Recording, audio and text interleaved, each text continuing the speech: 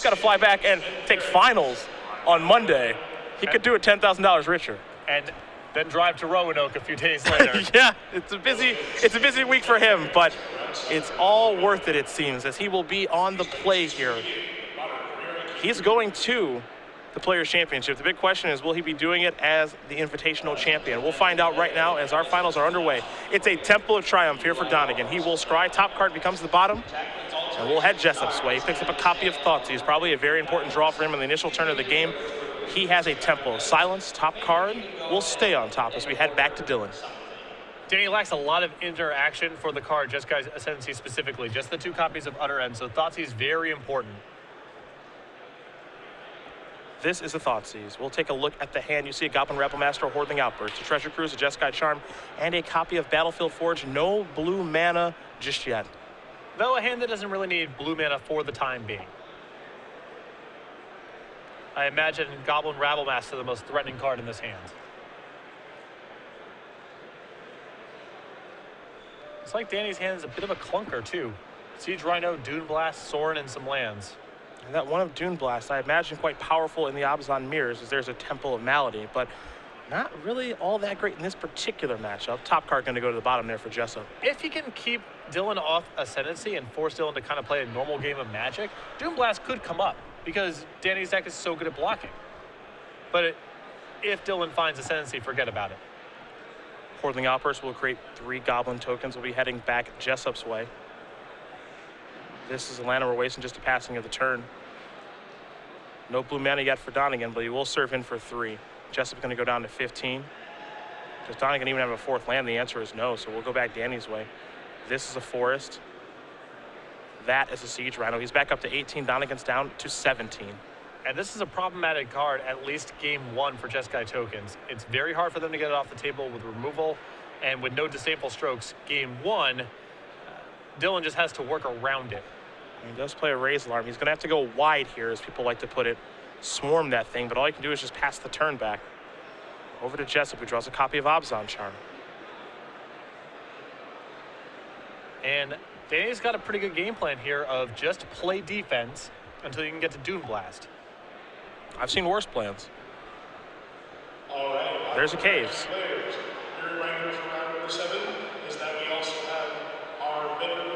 See the Abzan Charm in his hand. He's got 4 mana here, however. Let's see what this is going to be. It's a Sorin, Solemn Visitor. How does he want to use this Planeswalker? Just a Vampire for now. Pass the turn back. Looks like he's really trying to slow it down. Yeah, just generate as many blockers as possible. And one would think that Dune Blast is not very good in this matchup, as we mentioned, but if you do draw your one of, you can sculpt a game plan around it, as there's a Lightning Strike to take care of the Solemn. In the absence of Ascendancy, I think the card's fine. Donegan just has to pass the turn back yet again. Still no blue mana. We know he has a Treasure Cruise in his hand, but no way to cast it. You saw Sorin bite the dust last turn of Lightning Strike. The draw this turn here for Danny was a copy of Sylvan Caryatid. Though that may not be a fair critique, just because almost every card in Danny's deck is bad once Ascendancy is in play. Sure. But Dune Blast could be part of a game plan. I think if we're talking about cards like In Garrick's Wake, there's kind of no way that card comes up. But Dune Blast is castable if the game drags out. We call that the Bradley U special. Ladies and gentlemen, the concession stands will be closing today at 5:30. So if you would like to get any food or beverages, Jessup, I think, deciding visit them before 5:30. what he wants to do to make sure he gets the most out of this Dune Blast. Is there any way that he can get Donegan to commit more threats to the table? Because right now, Danny could play a Sylvan Caryatid, but it would just get swept away from the Dune Blast. So perhaps a little red zone action here for the big Rhino. Absolutely. Aggressive, but I like it. Try to make it attractive for Dylan to commit more to the table. The follow-up here is a copy of Sylvan Caryatid. He's trying to mask this as best as he can. Just a passing of the turn. We'll go Donegan's way. Donegan will draw a card. And I think that may have been the island he's been lacking.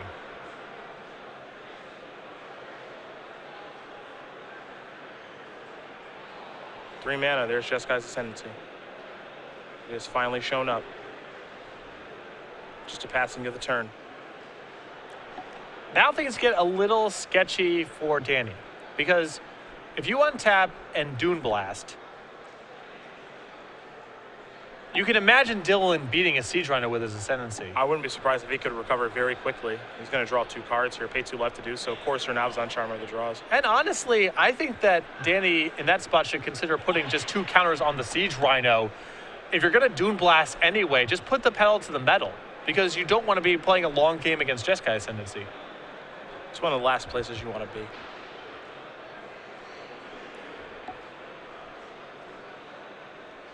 I suppose because he knows about the Jeskai Charm, that gets a little less attractive. There's the attack.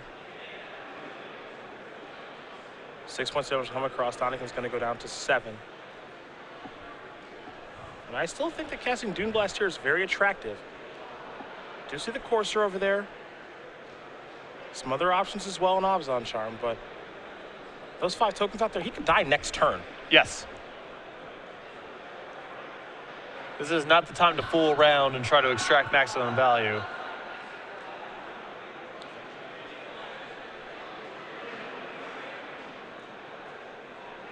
See, he's going to run the iterations through his head of what he can do. With that Charm, that Dune Blast, that Courser. Also has a carry added in hand too. Looks like he's going to deploy his Urboard.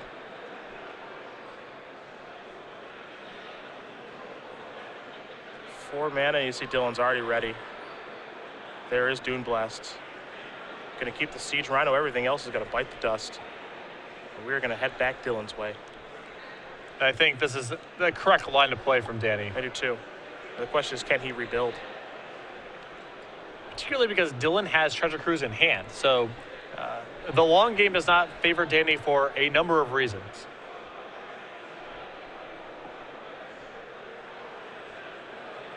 Three mana, Whirling Outburst, trigger. Donegan will draw and discard. Working his way towards a pretty stocked up graveyard now too.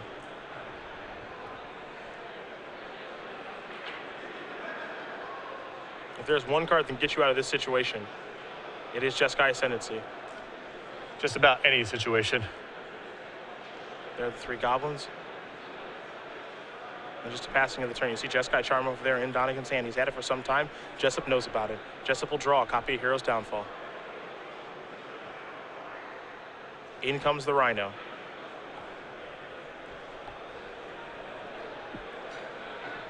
And if Dylan says no blocks, that means he falls to 3. Another Siege Rhino kills him. On top of that, he can no longer Jeskai Charm the Siege Rhino, because the comes into play trigger will kill him. There's a block. He's going to fall down to 4. No Stoke the Flames to cast either now. Only 2 red creatures in play and 1 land available. And I think that, again, that may have been a spot for Danny to play the Abzan Charm, because Jeskai Charm on the other side is no longer an out. Thoughtseize the top card. Might have some interest in peeling too and then Thoughtseizing, but he'll just pass the turn back. We'll go back to Donegan. What can he put together on this turn?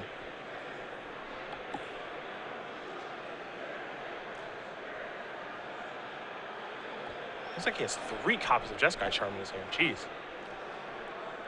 Yeah, and I just don't know if he can do much of substance this turn. Lightning Strike does very little.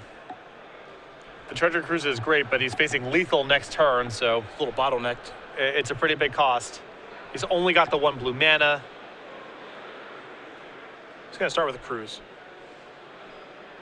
See if he triggers the Ascendancy or not as far as drawing cards is concerned. Looks like he will. Discard Mystic Monster very quickly. Pairings are up. Pairings for the final round of Swiss. Extended to after round number 7. It's funny, the type of weekend this has been, whenever I see someone pay 2 mana for their Treasure Cruise, I'm thinking that's just not that good of a deal. 2 mana draw 3 is still quite the deal.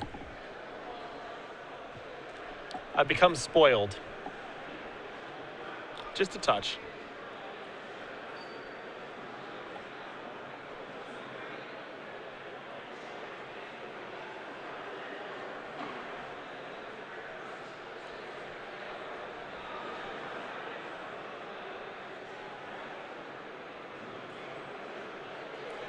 Now, it is still pretty much a freebie for Dylan to at least attack, because he can untap and block with any spell. But this just might be too much to work his way out of.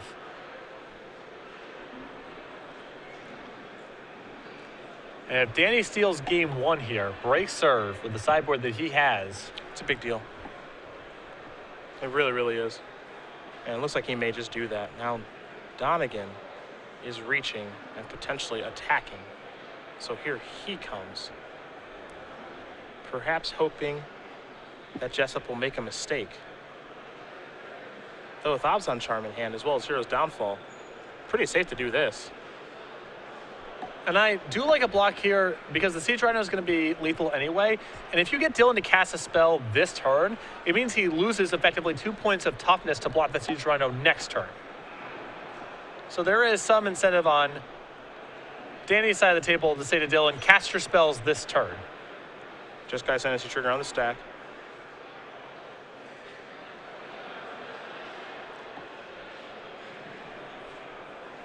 Jessup with the Hero's Downfall. Likely on the one that was blocked. This will untap now. He'll draw. Donegan will discard. There goes Rabble Master. Lightning Strike's done resolving. Not able to get any work done there. There's a land. Just pass the turn back. But you can see the board right now. Jessup may fire if this Thoughtseize. He may not, but he knows it's lethal. And that is going to do it. Danny Jessup's going to win game number 1 here over Dylan Donegan. Obzon mid-range. Up a game here over Jeskai Tokens. Stephen Mann currently unhappy. This is a tough spot. I think that in this matchup, you kind of have to bank on Tokens getting game 1 because things get a lot harder post-board. It's premium time. 12 months will be the giveaway. Patrick, I'll have you do the rules. I've got a real doozy of a question. So Cedric will ask you a doozy of a question. Tweet your answer at SCG Live and use the hashtag SCG Premium. Of the correct responses will be selected at random for the entire year of Star City Games premium content. Please keep in mind that this giveaway is run at the sole discretion of StarCityGames.com and that Twitch TV is no way affiliated with giveaways or contests on its stream. You know, Patrick, next weekend in Rona, December 20th and 21st, there's something going on.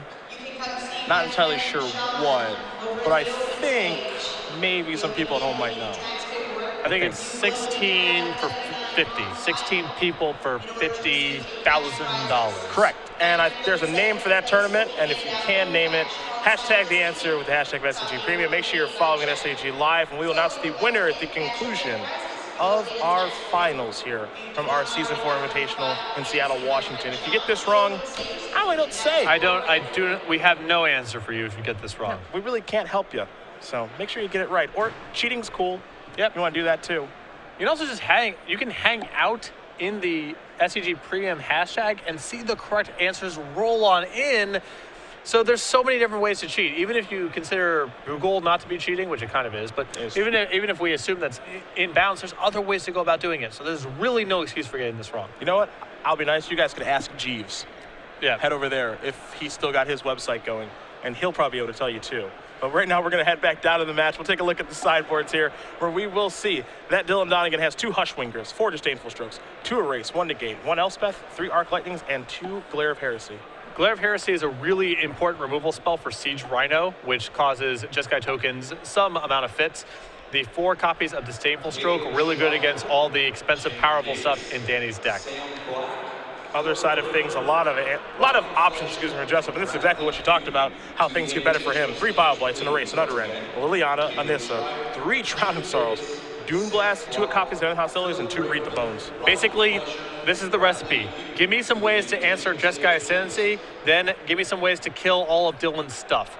So the enchantment removal, the Utterend, the Erase, even though Utterend's slow, Erase is a little narrow, that's fine. If Danny can keep Jeskai Ascendancy in check, the Bioblights, the End Hostilities, the Drowning Sorrows, those will take the day for him. Well, a lot of really, really nice options available here for Jessup, and we've kind of said it too.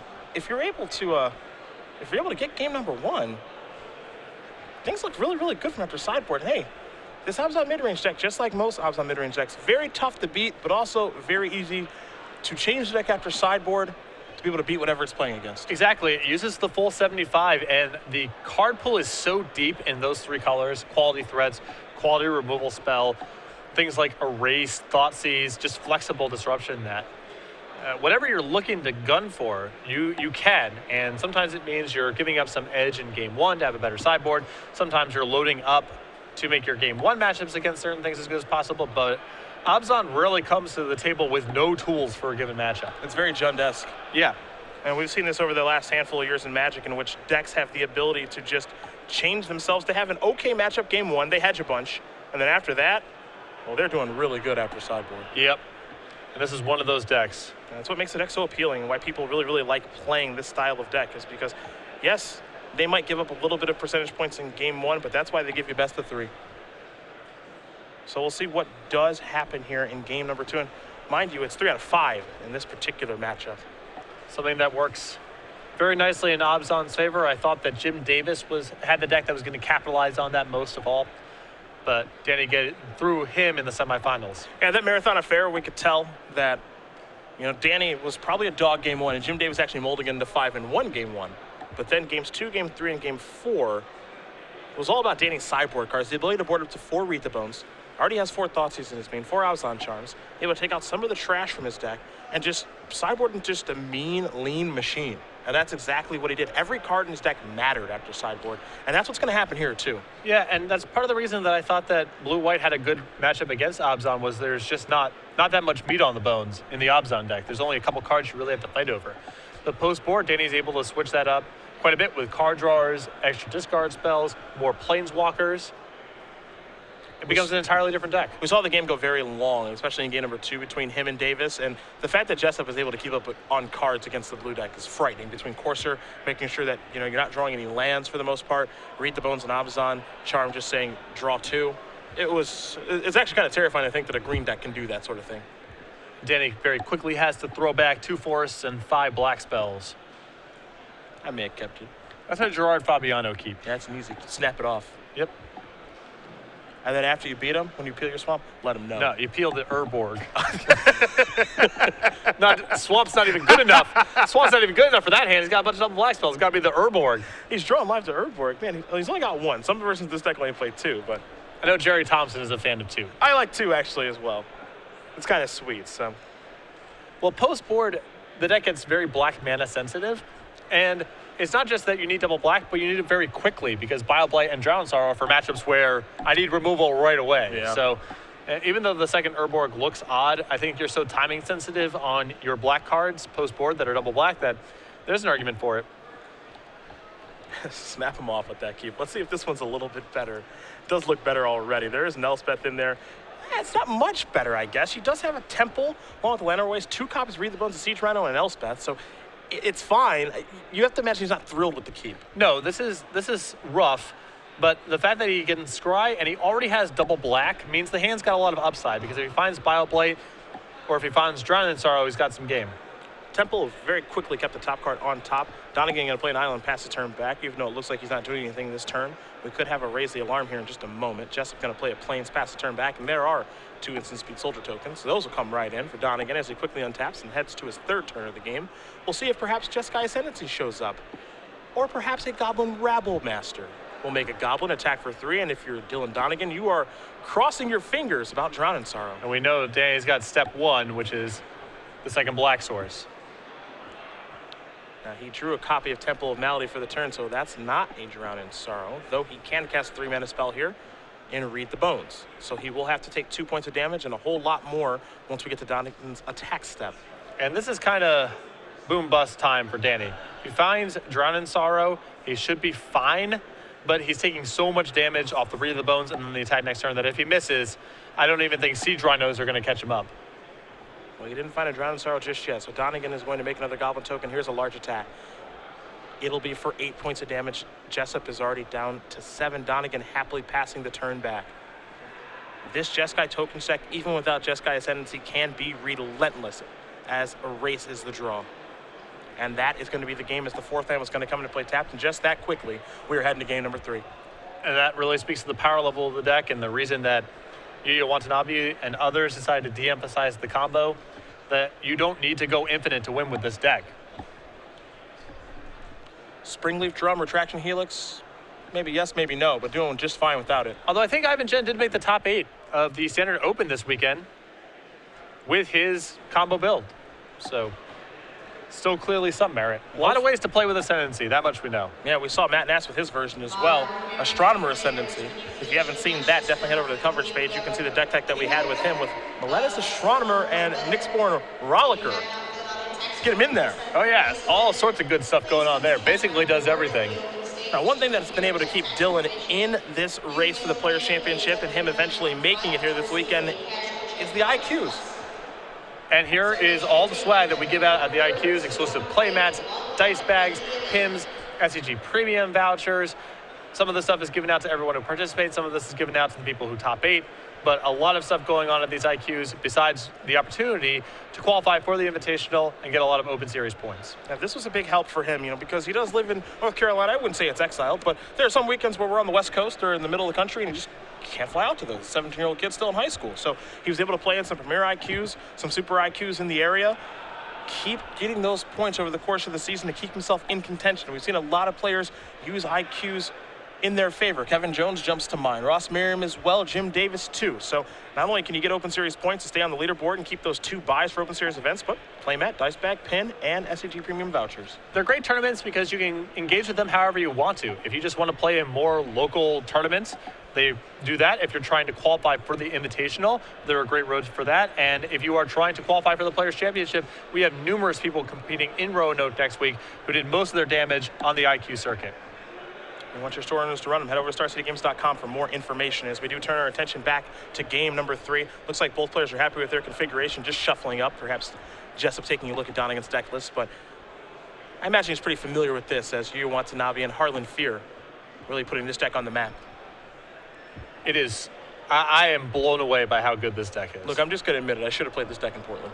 If I was playing in a standard tournament to win, I would not play any other deck. Yeah. There's nothing you could convince me to play besides this. And I wasn't unhappy to play Abzan Reanimator when I was in Portland based off of Jerry Thompson and Glenn Jones's work, but this deck sometimes, just look at the draw that just happened last game. Razilla and Rebel Master, you're done. It's playing by its own set of rules. And I think that every game where Ascendancy goes unchecked, you are a favorite. So your opponent has to be able to beat that card first or remove it from the table. And then they also have to beat the beatdown element of your deck backed up by a lot of burn with Treasure Cruise. It's multi-dimensional, very powerful, very fluid, very consistent. Both players going to lay him out. Other end among the cards that Jessup is looking at, he'll be on the play this game. You see he does have a copy of Bioblight. That would have been helpful last game, that's for sure. He's going to keep it. Temple of Malady is where we will begin things. Top card going to stay on top. This hand's a great recipe, though, for Danny. Some removal and utter end that can answer the Ascendancy. A Siege Rhino, which is problematic for the token deck. I think Danny may be missing white mana right now, but besides that, this hand's good to go.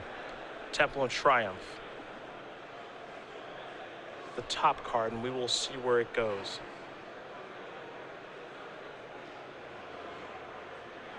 To the bottom now. We will go back Jessup's way. Jessup draws a copy of Courser of Crewfix, and he has himself a Thoughtseize. Thoughtseize will show you a hand of 2 Stoke the Flames, Goblin Rabble Master, a Disdainful Stroke, along with a Temple of Triumph and a Shivan Reef. So, pretty good hand here. Though a hand with some holes, not a lot of threats. Yeah. So Jessup going to record the contents of the hand. Let's see what he likes to take here in just a moment. Looks like there might be a Treasure Cruise hiding out there as well. But the power of Temples, as I imagine why Donegan kept this one, is that can help smooth out the draw a little bit here. Disdainful Stroke's very attractive too. Yeah.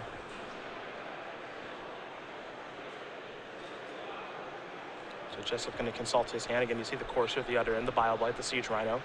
A couple of lands over there as well. Doesn't look like any white mana just yet for Jessup. But the rest of the hand is pretty good. An answer to Ascension, a clock there in Courser and Siege Rhino, and an answer to tokens or Goblin Rabble Master in Bioblight. I almost feel like he wants to take one of the blue cards here. He has an answer to the Rabble Master. The Stokes don't really matter at this stage of the game. So is the game going to go short or long? And then determine which blue card you want to take accordingly. If he takes his Disdainful Stroke, he can push through a Siege Rhino. And if he takes the Treasure Cruise, he can try to leverage his more powerful cards in a general sense.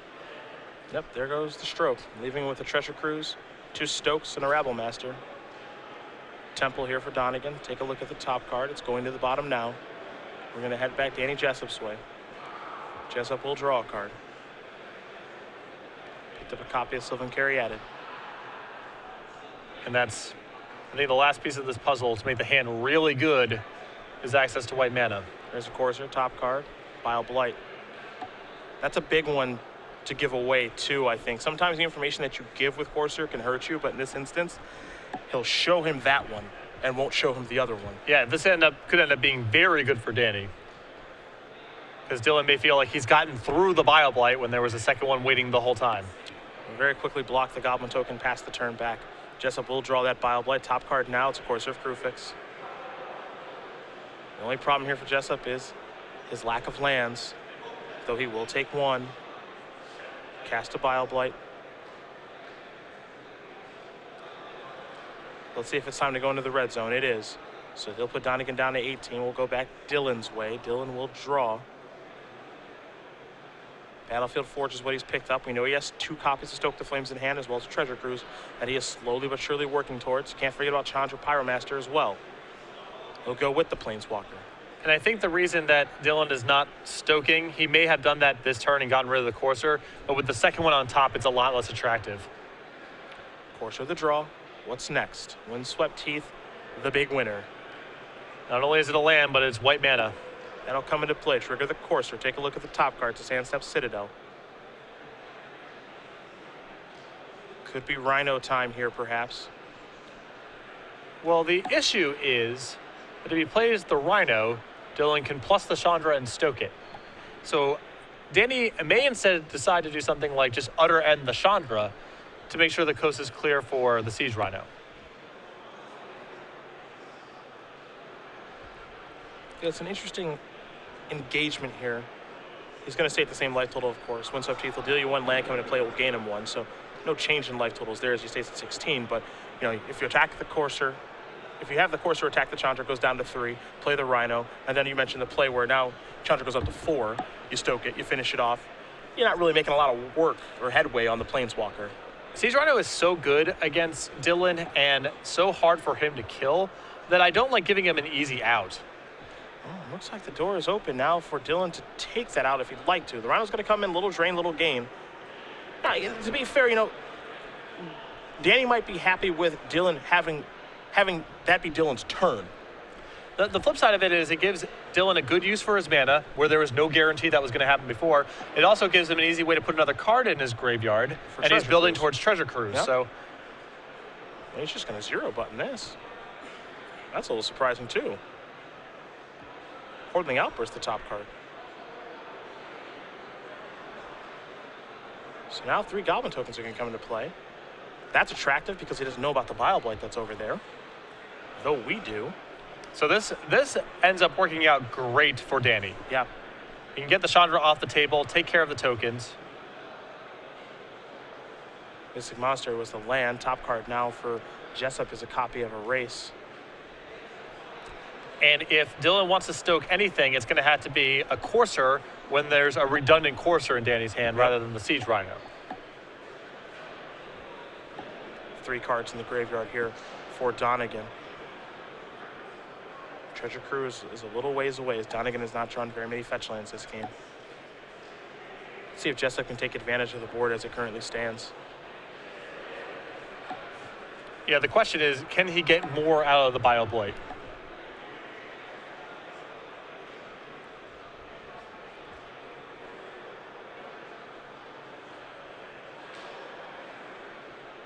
Here come the attackers.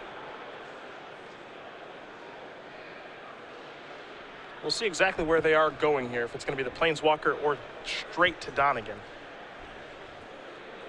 Both actually pretty appealing options. Now, what's really attractive about this, if Dylan wants to stoke, he can't allow combat damage to occur because he'll lose all of his tokens. So if he goes for block your Siege Rhino and stoke, then Danny really gets him with the Bile Blight. Yes, he does. They're all going directly towards Dylan. Now, they're Stoke the Flames. So, Courser, you're dead. And what this shows is that Danny just doesn't really care that much about Chandra. Well, for better or worse. he has an utter end in his hand, and he really has no hope of attacking it. So there's no reason to go after it. If he wants to address it, he can with utter end, and there's not really much to be gained by attacking it. Also, Siege Rhino hits for a lot of damage, so Yeah. it's not like those shots mean nothing. 4 mana. There's the other end. Take care of the Planeswalker. Temple. Trigger. Erase. Bottom shelf. Pass it back to Donegan. See what Donegan can do on this turn. He'll draw.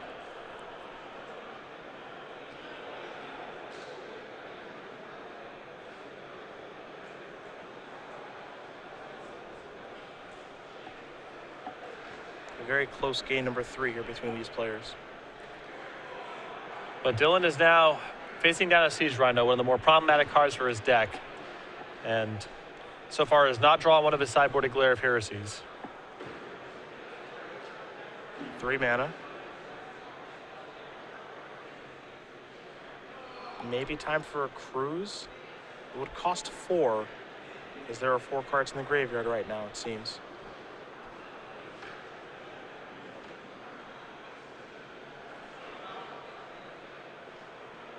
Doesn't seem thrilled by the prospect of this play. It's a lot of mana to spend at this point, being behind on the board. Well, it is time for a cruise. Clearly he needs some help. At least he feels that way. So 1 and 2. Let's make it 3 new cards. Jeskai Charm among them.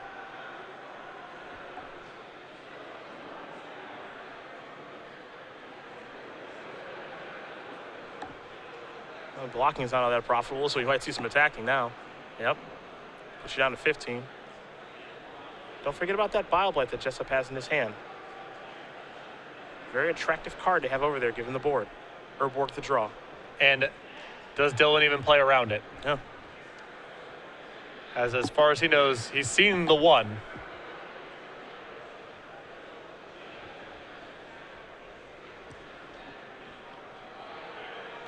Hiya. Puts you to 5. A little flourish with that attack. Oh, yeah.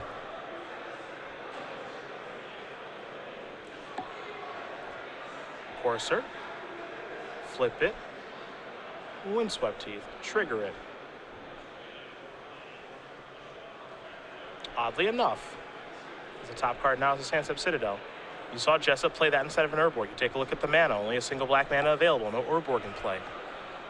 Yes, he could have played around the scenario by tapping the plains instead of the Llanowar Waste. No access to Bile Blight now.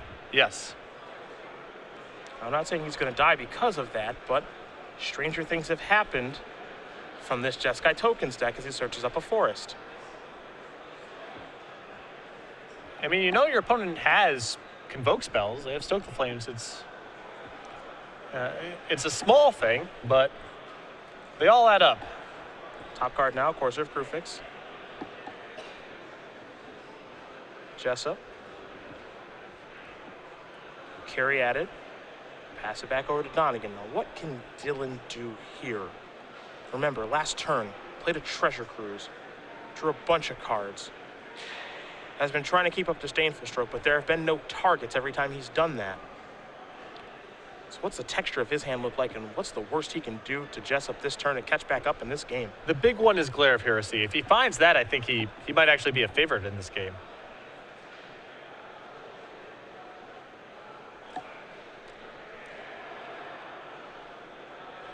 But otherwise, the Siege Rhino is going to be really challenging to answer, and Dylan may not know the extent to which he is in trouble because of the other Bile Blight in hand.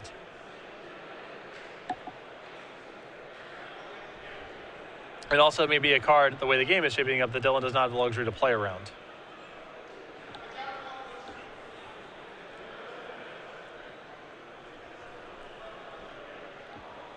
Tough turn here for the 17-year-old from North Carolina.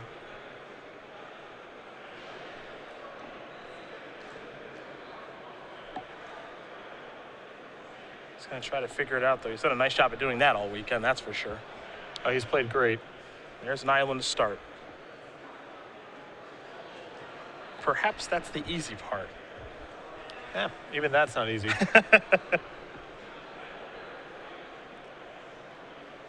He's going to get on the offensive. He'll cast Stoke the Flame, so it's a little convoke action to begin.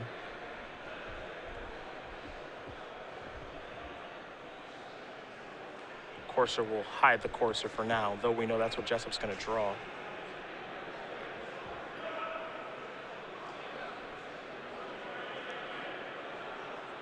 Now he says, Jeskai Charm this to the top. Yep, with Disdainful Stroke at the ready. This is a nice sequence here for Dylan. He may have gotten out of the worst of it at least. And draw that Siege Rhino. Again, Dylan doesn't know Danny's hand. Of course, we do here in the booth as well as you at home. Bioblight, Urborg, and now Siege Rhino. Courser of Krufix on top. And this was the cost of not casting Bioblight last turn. This is all enabled by those Goblin tokens. And that line of play is not available to Dylan otherwise because the Courser hit brings him down to 3. All of a sudden, you cannot just Jeskai Charm the Siege Rhino. There's Bioblight now. Bye-bye Goblin tokens. Danny refusing to play a Siege Rhino. Well, he knows the writing's on the wall, that there has to be Disdainful Stroke. He has Thoughtseize in his deck. He may be able to take it. No reason to put a Disdainful Stroke in Dylan's graveyard when he's playing with Treasure Cruise, so you might as well wait. Hordeling Outburst will replace the ones that just died. And now just a passing of the turn. Courser of Krufix will be the draw. Jessup can't cast this one fast enough. This will resolve. Top card, copy Hero's Downfall. Not great right now. There's Urborg, trigger. Gain a little bit of life up to 17. Donegan working on perfect information. Rhino in hand, Downfall on top. And this is one of the problems that Abzan midrange has in the matchup is it needs its reactive cards to line up the right way. You have Hero's Downfall, your opponent has tokens. You have an Erase, your opponent doesn't have the Ascendancy. Rhino on top now. And Donegan very quickly just drew his card and passed the turn back. So now here comes the Courser.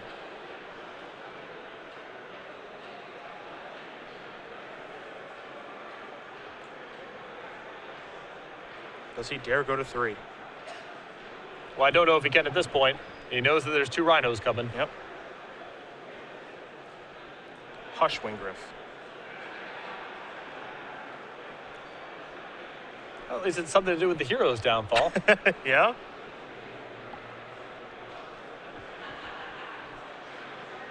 Jessup says that's fine. Everybody get in front.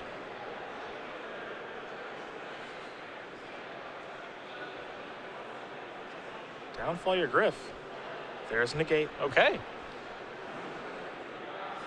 These counter spells proving to be very valuable.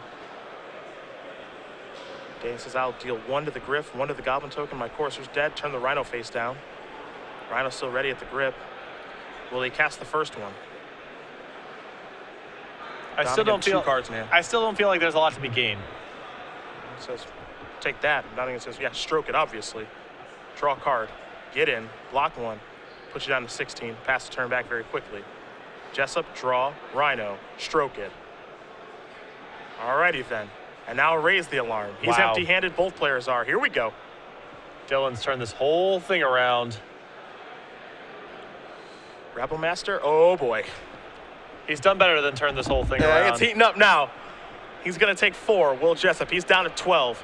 He's gonna need a good draw right now. Drown and Sorrow would be key. That's a Sandstep Citadel. We're going back Dylan's way. Trigger, Goblin, everybody. Big Rabble Master. Gonna have to chump block there. Take 6 points of damage. Follow up is a Temple of Triumph. Take a look at the top card, leave it on top. Jessup draws a card. Hero's Downfall. Not gonna do it. Big top decks there from Donegan. He's up 2-1. Unbelievable comeback that game. That was great. It looked like he was done for. I did not like his positioning there at all. And he was able to rally back and win that game, and he is 1 game away from winning this tournament. The token deck is so efficient. I mean, the difference in those 2 decks right there. Just the power of the counter magic, too. Efficiency was on display there. 2 mana train with 4 mana. Killing creatures for 0 mana through Stoke. Just really, really good stuff. Players will take a look at each other's deck lists. Maybe re-sideboard here in just a moment. We'll talk about SCG Game Night, available every week in December, but you can sign up for January now if you'd like. And The goal of this program is just some fun and friendly organized play. We leave it in stores' hands to run the tournaments however they'd like, whatever format, sanctioned or unsanctioned. Just get players in your store at a regular time each week. What you see in front of you is the December kit. The pins and foils come out every month, new artwork and new designs. Like Cedric said, too late to get the December kit, but if you'd like to get signed up for January, head over to StarCityGames.com today. You can get some turtles smashing some crabs if you want. Look at him. Kind of mean, but Yep.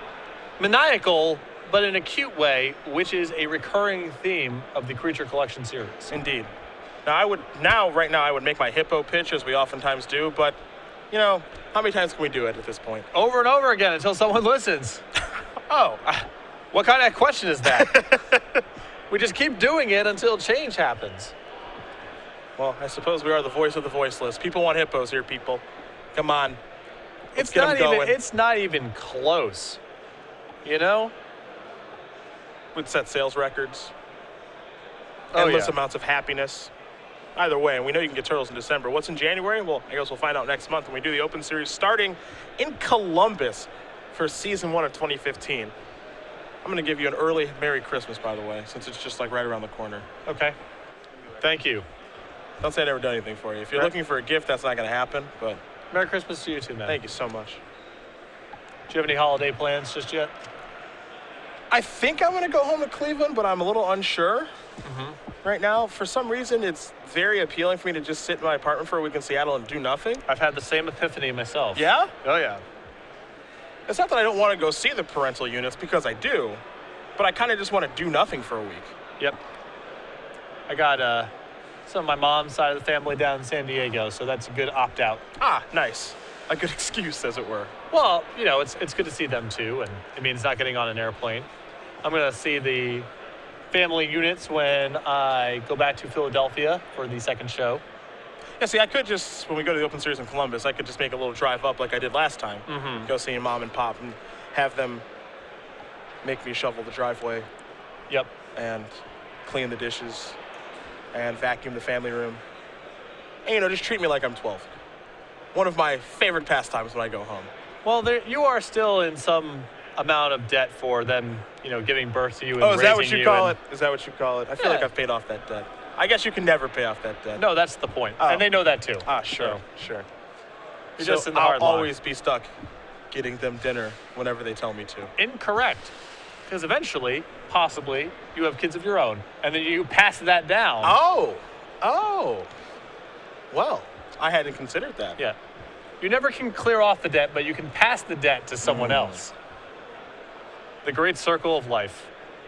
I can't wait to have kids and tell them what to do. It's going to be sweet. Go mow the lawn. Turn that off. Yeah. Turn that down. Anything.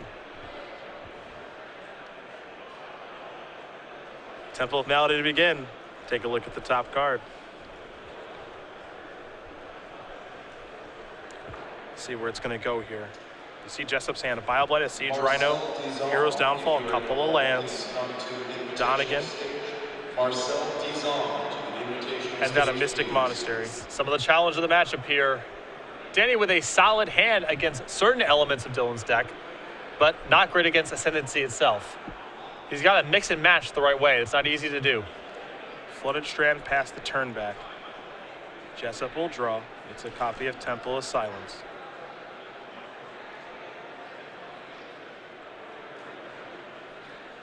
Is it time for a third Temple?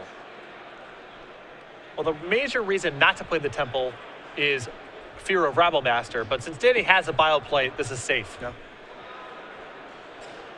The scary card here for Jessup is Jeskai Ascendancy. No answer. No answer. I mean, he can try to just... We've seen Abza mid-range win sometimes by just kicking the crap out of them. You play a Siege Rhino, you kill their creatures, and they can't get anything going in time, but that's a hard way to do it. Sacrifice the Flooded Strand. Search up an island very quickly. We'll see if there's a Razor Line that's going to fire off here.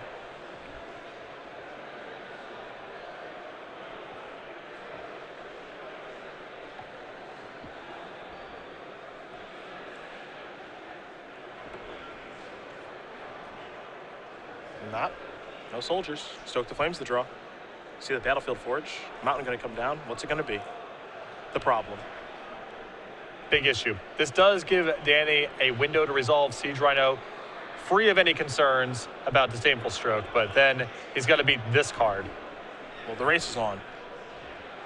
There's the Rhino. Drain you. He'll gain some. And this is plan A. Time for a little triumph the draw.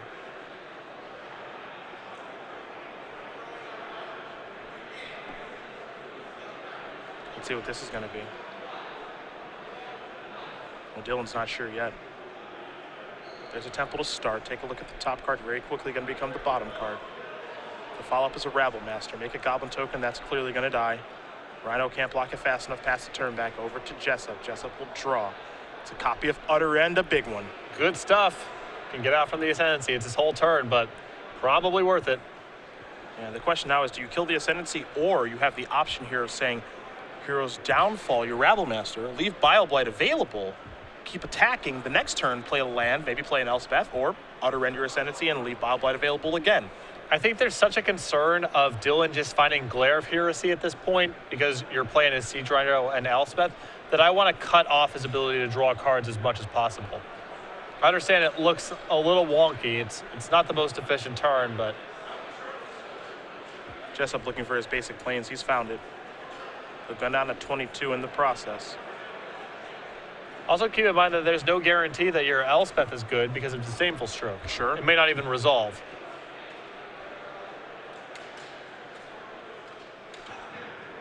It looks like Danny's going to go with the Hero's Downfall line at this point. At least it sure seems that way. First things first, Rhino into the red zone, Donegan down to 12. If you're going to cast Hero's Downfall, I think you got to do it right now.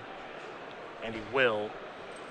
He's going to clear this up. I mean, this is very risky. This is an incredibly risky line. Dylan can then protect the Ascendancy with Disdainful Stroke for Utter End. Negate becomes a part of the equation now, too. This is a very aggressive line of play from Danny.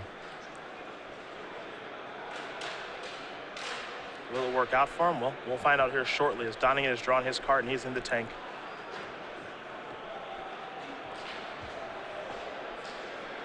I mean, the first order of business there, if Dylan has Disdainful Stroke in his hand, he has to determine whether or not he can afford to hold it up this turn and go from there. But we saw him do a very good job of maneuvering around a Siege Rhino last game, and that was without Ascendancy, and that was without Glare of Heresy as well.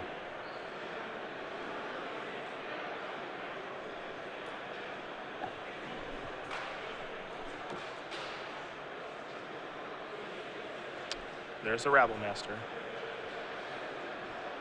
A juicy Bile Blight target. He's going to take the opportunity. Take one. Will this buy out a negate if there is one? Fire away. You mentioned Disdainful Stroke. It's in Donegan's hand. Donegan will just pass the turn back. Jessup gets out of that turn pretty well. Planes the draw. Rhino into the red zone. Donegan down to 8.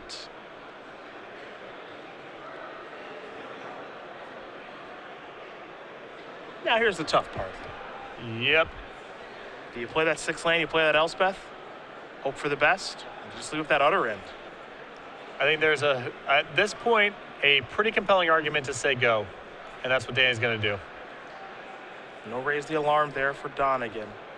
He'll just untap and draw a card.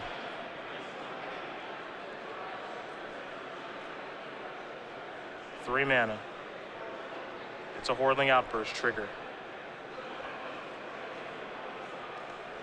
This is what you had to be afraid of.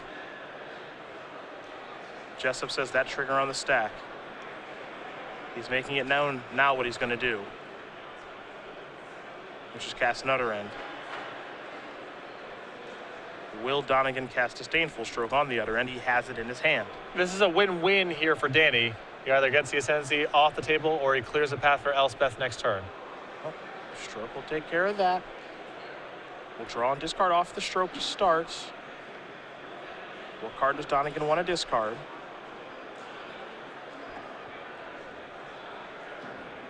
You mentioned Glare of Heresy working its way into the equation. He'll start by discarding Mystic Monastery. Disdainful Stroke resolves on the Utter End. Now, Hordeling Outburst, Jeskai Ascendancy trigger, draw, discard. See what Dylan would like to put in the graveyard now. It'll be a Hushwing group. Now Hordling Outburst resolves. 3 Goblin tokens coming into play, though Dylan is now tapped out, so you mentioned how the door is open for Elspeth. First things first, Jessup will untap and draw. It's just a copy of Windswept Teeth. Into the red zone we go. Rhino's going to put Donegan down to 4. Elspeth will come into play. But even from this position, things can still go wrong for Danny. This is no lock on the game just yet. 3 soldier tokens and a passing of the turn. Fingers crossed if you're rooting for Danny Jessup. It looks good, but we've seen tokens get out of stickier spots than this.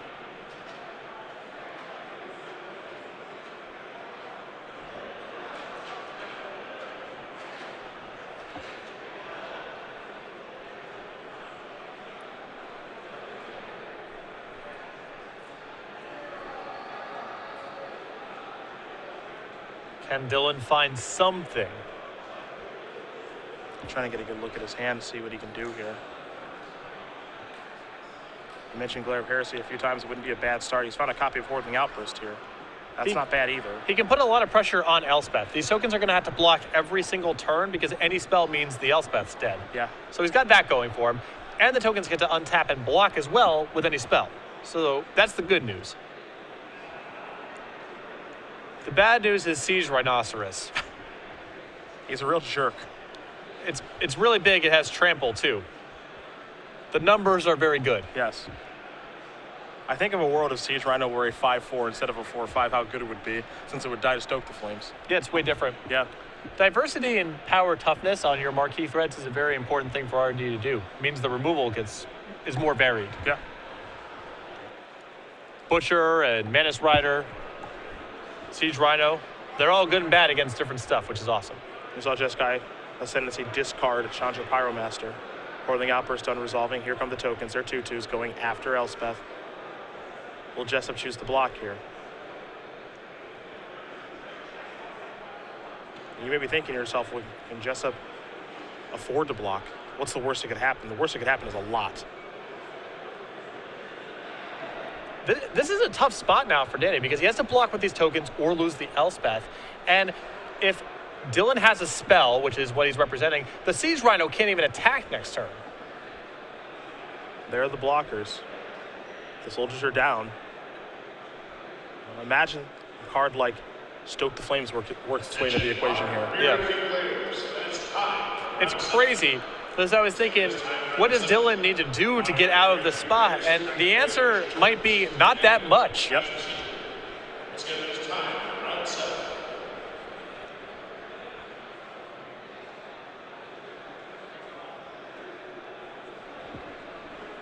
That's just how good of a card Jeskai Ascendancy is. If Danny doesn't have a sweeper coming next turn, he's in a ton of trouble. Let's see what this is going to be. All right, he's going to slow down a little bit. Looks like he wanted to cast something and he stopped himself.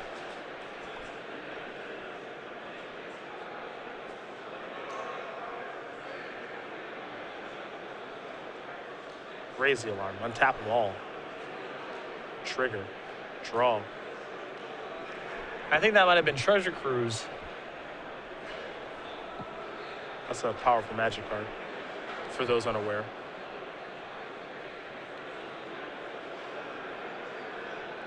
This deck is just not playing by the same rules as everyone else is in Standard.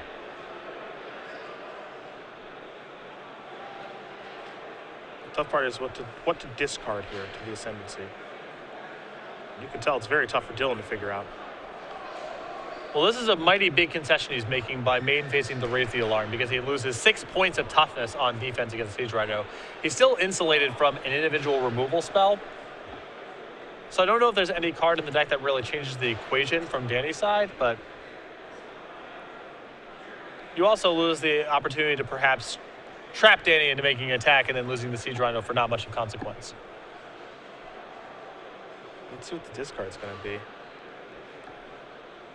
This is not a good feeling if you're Danny because that means everything is good right now. No, this is what I like to call the worst feeling, actually. If he's having this much difficulty figuring out what he's supposed to discard, knowing that he's going to get 2 more soldier tokens, this is a horrible feeling.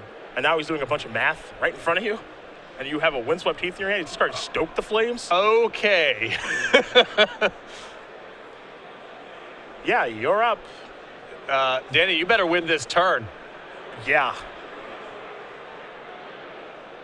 It's Drown in Sorrow time, my friend. Let's see it. Utter end. That's probably not bad. Just getting the Ascendancy off the table at this point is, it's not perfect, but It's better than nothing. it's better than dying. The question is, how do you use Siege Rhino here? Can you afford to attack? Because you have to imagine he's going to put a bunch of creatures in front, and if he has Stoke the Flames here, he gets a freebie to make the creatures bigger. I like leading off here. Yes, I think that in Danny's spot here, you have Elspeth. It's pretty close to going ultimate. You have some big draws in Bioblight and Drown in Sorrow. I don't think there's a lot to be gained by attacking. Just try to sit tight and hope that Elspeth's Emblem plus Siege Rhino can get it done. Or you draw one of your sweepers and win that way. Well, good to go. Elspeth will make 3 soldiers. It's up to 6. No, great attacks. Just pass the turn back. And even though he's killed the Ascendancy, I'd still be scared. You just watch him discard Stoke the Flames, for goodness sake. Well, you had to know this was coming. Yeah.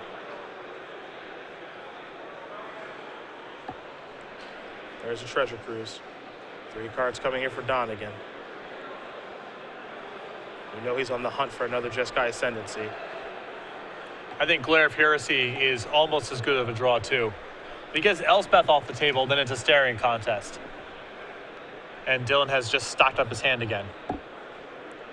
Now, one card we know that is in Dylan's hand is a copy of Stoke the Flames. That much is for sure.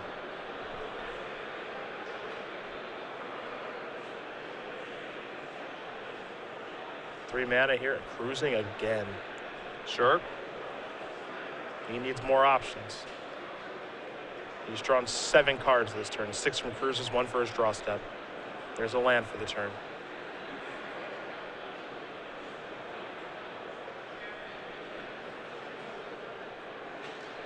Elspeth the draw.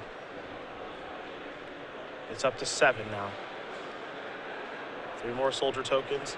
And for Jessup, you're just stuck in this holding pattern.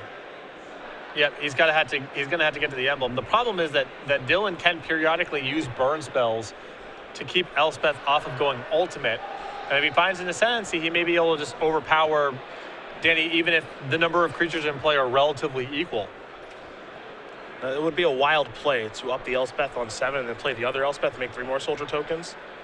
It's a play that's available. I don't know where it gets them, but I do like this attack.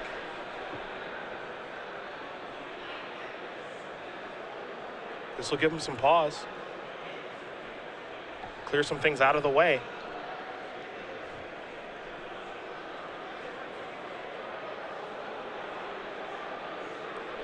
I mean, at this point, I think this attack is just an attempt for Danny to be able to make use of the advantage he has in tokens. That's absolutely what it is. Dylan's at 4, so even if you get a lot out of the way, even if you trade here, maybe the rest of your tokens can play cleanup duty. Yeah.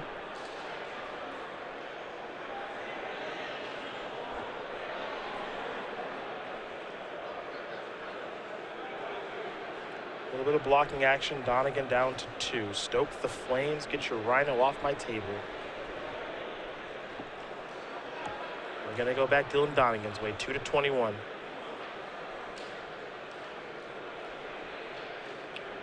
Donegan kind of slams his hand on the table, though he did find a copy of Jeskai Ascendancy. The problem is Ascendancy is not good enough on its own at this point, because Dylan will die the way the board looks right now if Danny's able to get into his turn the same way. And in fact, all he needs is 1 token alongside an Elspeth emblem.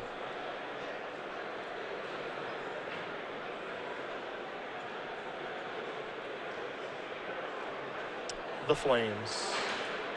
Trigger Ascendancy. Draw discard.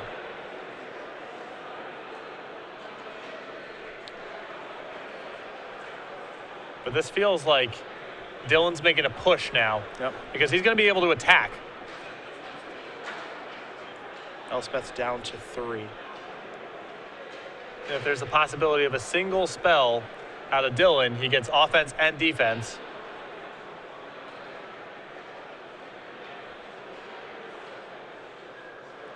Lines to play with this deck, very, very difficult. I mean, he has gotten himself out of all sorts of predicaments so far, this game and the previous one. And now he's reaching and doing some attacking. The question is, where are the goblins going? They're all going towards Elspeth. And if you respect the possibility of a single spell, that means any of these goblins connecting. Get the job done. Yep. And at that point, Danny might just say, okay, no blocks, I guess. Well, he needs those tokens. Yep. And he's going to let it go. And he's got a backup Elspeth in hand. So he's just going to let Elspeth go. There's Plains. 4 mana. Treasure Cruise. Untap all these creatures. Draw. Discard. Heal 3. Keep in mind that other people behind you also can see those barriers. Once again, Kick the turn back pretty confidently. Jessup will sacrifice Windswept Youth.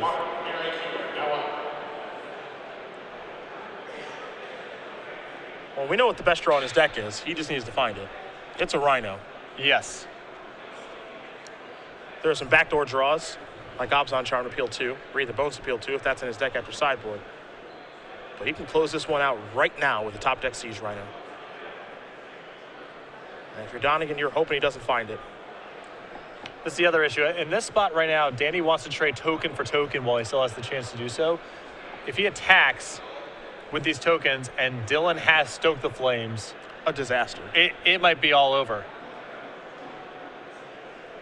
But at the same time, if he just passes, well, now Dylan's untapping with a board and a Sentient play. We know that's not a tenable position either. There's Elspeth. Take it up.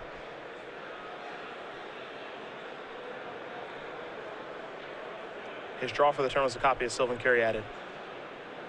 Legacy players, at this time, Legacy time. And he is checking for Stoke the Flames. There's 3. Yep.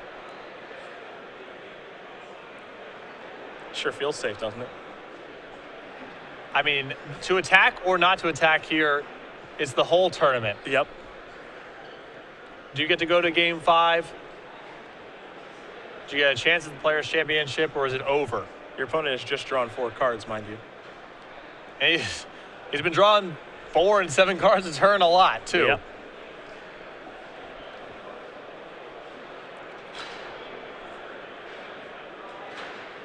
Doesn't have it in him. Pass the turn back. Terrified of that 4 Stoke. Donegan gonna draw a card. Ascendancy in play, bunch of lands out there, and a whole bunch of creatures. And he can do a lot from this position. He's gonna start with the Jeskai Ascendancy trigger.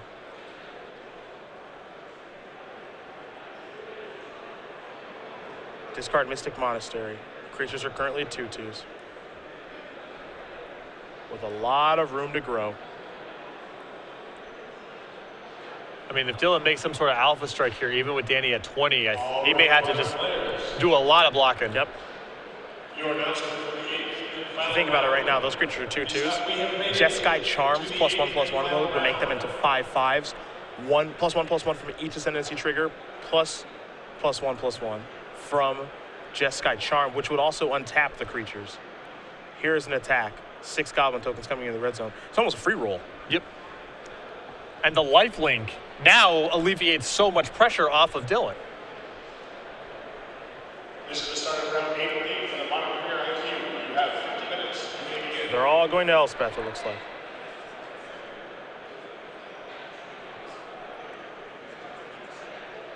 I mean, Danny likely just has to put 5 tokens or 6 tokens in front of one of each. It sure does feel that way, doesn't it? Almost has no choice. I don't think he can block with more than that, and I don't think he can allow even a single token to go through uncontested at Elspeth. You know, this stage of the game might all be about what can you do to prolong things so that you draw a Siege Rhino and have to hope that he doesn't have a Jeskai Charm. That's a lot of hoping. Aaron Dixon is escorting your stage. Bye-bye, Elspeth.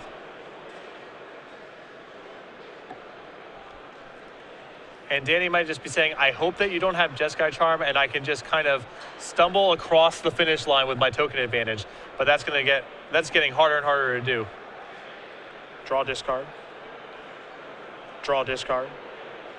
Untap. Now Hordeling Outburst will resolve. Now here's the other question. Does Dylan Donegan have Disdainful Stroke in his hand for Siege Rhino? We're going to find out here if Jessup does peel one. Let's see what his draw is for the turn. We know he's got Carry at it. And now he's got Nurborg.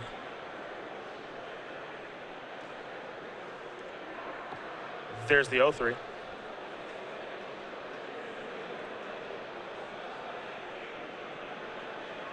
It's just a passing of the turn. Donegan makes it alive yet again. And every turn that goes by, it feels like it gets better for Dylan. I think that over the past couple turns, Danny needed to cross his fingers a couple times and just hope that his hand didn't have a spell that he could cast, because this is not favoring him, and Dylan gets a lot of draws and counter spells too, so it's not even like Danny's draws are necessarily live. Even something like Drowning Sorrow can get mucked up by the negate. Jeskai Ascendancy, trigger 1. Trigger 2. Those Goblin tokens are 3/3s now.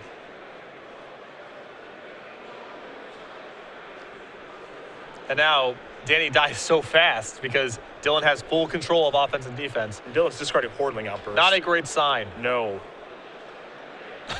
And he's reaching for all of his creatures.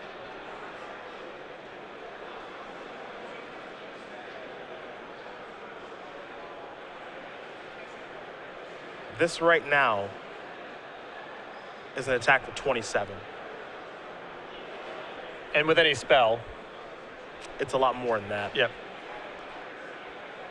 Becomes 54 with a spell. Yep. Which is a lot of damage. That's a lot. One could argue.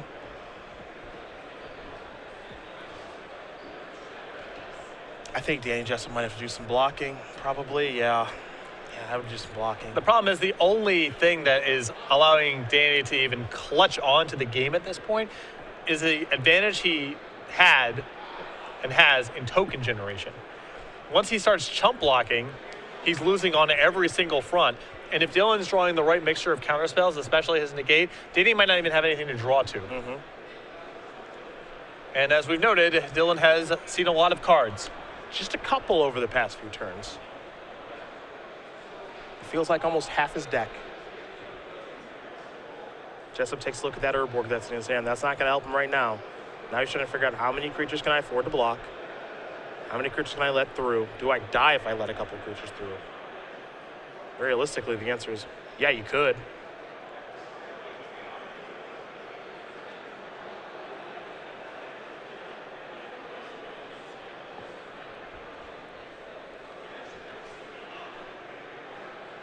And he's trying to figure out the best way to block here. It's almost a hopeless endeavor. He needs to leave as much of his board intact as possible, but he can't let very much of this get through. Yep. Looks like only 3 damage got through.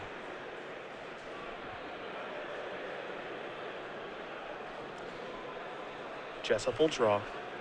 It's an Elspeth. A very negatable card. If Donegan opts to negate it. And he will. Untap all these creatures. And this is a spot where I feel like the first order of business on Danny's side may have just been alpha and just hope that there's no spell in the hand. Mm-hmm.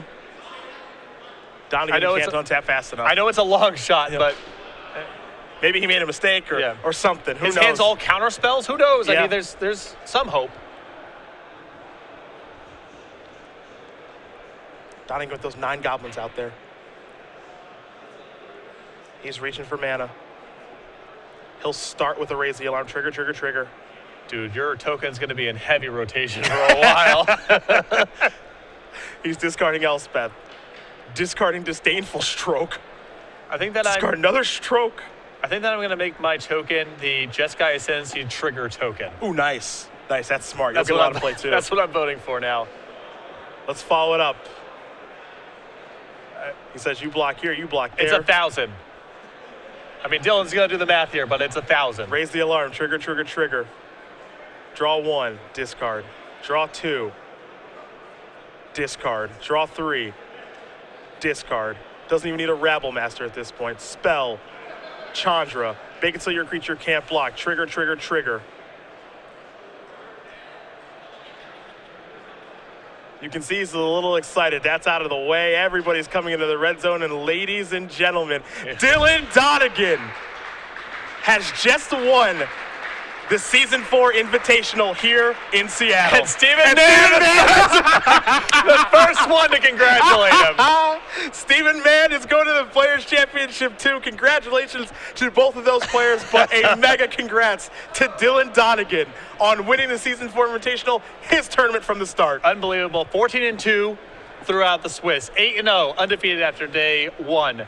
First place most of day 2. First overall place at the end of the Swiss rounds, and of course undefeated through the elimination rounds. Just a great run, and really demonstrated the power of Jessup Ascendancy in Standard. Games 3 and 4, he was in all sorts of trouble, and he never found Glare of Heresy. That was the easy way to get out of all those spots.